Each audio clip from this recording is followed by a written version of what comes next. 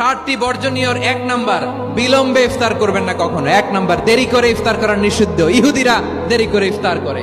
বিশ্বনবী বলেছেন, এই উম্মত যতদিন আগে আগে ইফতার করবে, এই উম্মতের কপাল থেকে কল্যাণ কেউ ছিনিয়ে নিতে পারবে না। চিল্লায় বলেন ঠিক কি না? আজানের জন্য বসে থাকবেন না, সময় দেখবেন। স্থানীয় সময় যখন সূর্যাস্ত হওয়া মাত্রই বিসমিল্লাহ, খেজুর খেয়ে ফেলবো। পারবেন তো নাকি দেরি করবেন? 2 নাম্বার, রমাদানের পবিত্রতা বজায় রাখবো। কোনো তর্ক বিতর্ক অশ্লীলতায় আমরা জড়াবো না, ঝগড়া করবো না, সরাসরিও না, ফেসবুকেও না। করবেন? কেউ গালি দিলে বলবে আমি রোজাদার। আল্লাহর হাবিব শিখিয়েছেন, কেউ যদি তোমার গালি দেয়, কটু কথা বলে, অশ্লীল কথা বলে, রমজানে তুমিও বলতে পারবে না। তুমি বলতে পারবা ইন্নিমরুউন সাইন, রোজাদার, রমজানের পবিত্রতা আমি ভঙ্গ করতে পারবো না।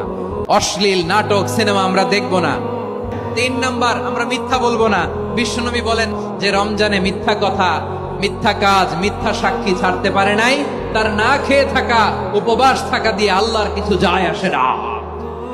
4 নাম্বার, অপচয় করব না। অপচয়কারী শয়তানের ভাই। আচ্ছা, যে শয়তানের ভাই ও নিজেও আর একটা কি শয়তান।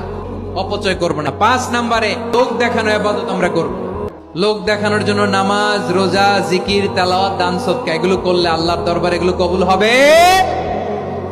বিশ্বনবী বলেন, দাজ্জালের ফিতনার চেয়ে একটা বড় ফিতনার ভয় আমি করি। সেটা কি? আর রিয়া, শো অফ মেন্টালিটি, লোক দেখানো মানসিকতা।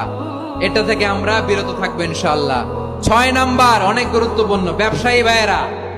অনেক অসাধু ব্যবসায়ী আছে, রমজান আসলে নিত্য প্রয়োজনীয় পণ্যের মূল্য বৃদ্ধি করে দেয়। এরকম আছে না নাই? এগুলো করবেন না। মজুদদারি করবেন না।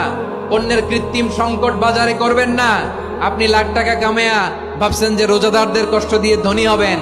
এমন রোগ আল্লাহ আপনারে দিবে, কোটি টাকা দিয়েও আপনি হাসপাতালের বিল পরিশোধ করার ক্ষমতা আপনার হবে না। খবরদার, করবেন না, এটা করবেন না।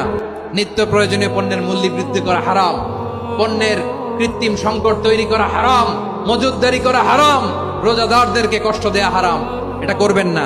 7 নাম্বারে, সর্বশেষ কথা, অধীনস্থ যারা আছে তাদের কাজের চাপ আপনারা কমিয়ে দিবেন। কাজের লোক, ফ্যাক্টরির ওয়ার্কার, স্টাফ, তাদের প্রতি যদি রহম করেন, আপনার উপর রহম করবে কে?